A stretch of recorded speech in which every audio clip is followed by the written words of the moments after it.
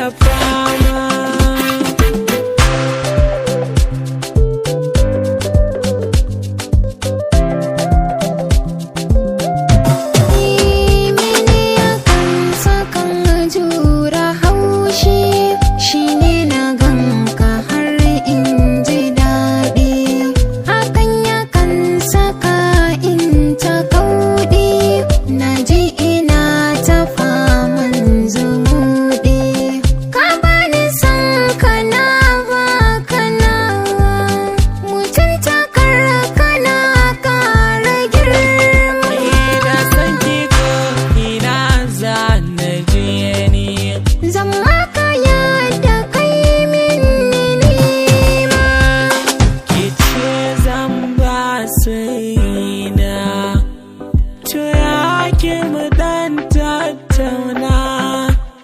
Na furta kalamin kauna daga zuci zuwa harshe na.